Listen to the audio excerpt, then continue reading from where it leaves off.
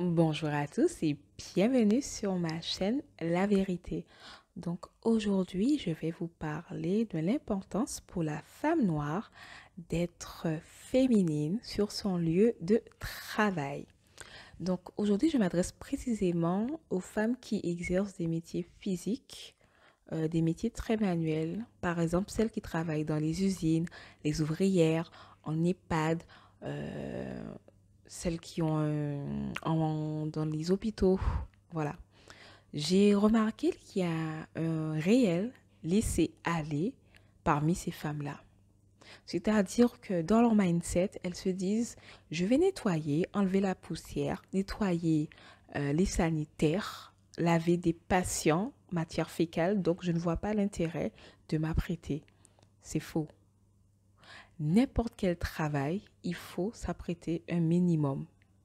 C'est-à-dire qu'on porte des vêtements propres et repassés.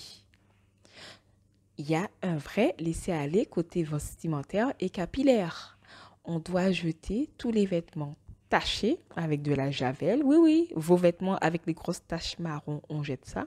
Déchirer les vêtements difformes qui ont déjà été lavés plus de 100 fois.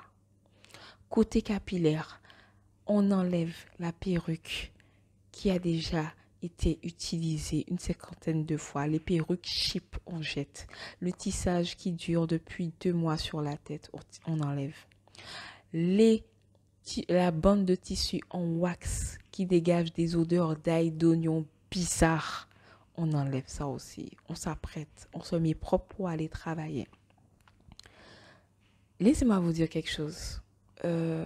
Être propre, avoir un minimum, être maquillé, c'est tout d'abord se respecter soi-même, se faire plaisir et respecter son corps.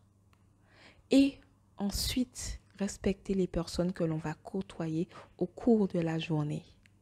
Et surtout, il ne faut pas oublier que l'interlocuteur que vous avez en face, en moins de 10 secondes, se fait déjà une image de déjà une image de vous. C'est-à-dire que si vous paraissez propre, dans son esprit, c'est propreté, sérieuse, responsable. Mais si vous paraissez sale, vous paraissez négligé, dans leur tête, ces femmes désordonnées, sauvages et malpropres. Vous comprenez ce que je vous dis? L'habit fait le moine. Oui, oui, oui, oui. Il ne faut pas croire que non, c'est que l'intérieur qui compte, l'extérieur ne compte pas. C'est faux. C'est faux. Nous, si vous saviez tous les portes que cela peut ouvrir, le fait d'être propre, d'être belle, d'être bien apprêtée, franchement, je vous dis qu'à partir d'aujourd'hui, vous allez éviter de négliger votre habit.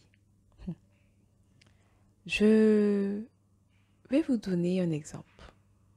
Imaginez que vous êtes sur votre site en train de travailler et comme par hasard, un directeur, le chef de site décide de passer, de faire une visite imprévue pour voir les dysfonctionnements qui sont en place.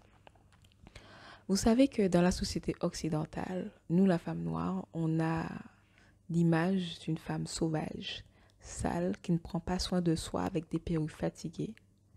Le fait de voir une belle femme noire, habillée, apprêtée, faire son travail, vous savez que votre responsable chef, vous le marquerez à vie.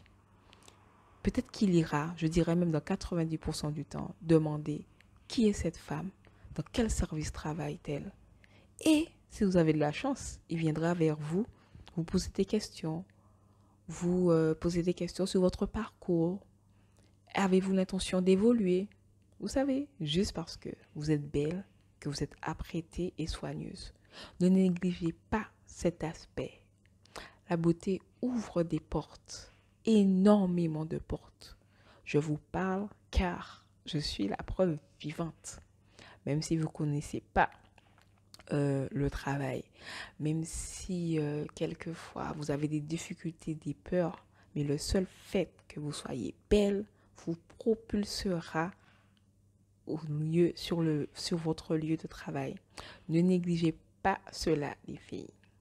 Bon, je vous remercie d'avoir écouté mon podcast. Surtout, n'hésitez pas à vous abonner et je vous dis à bientôt.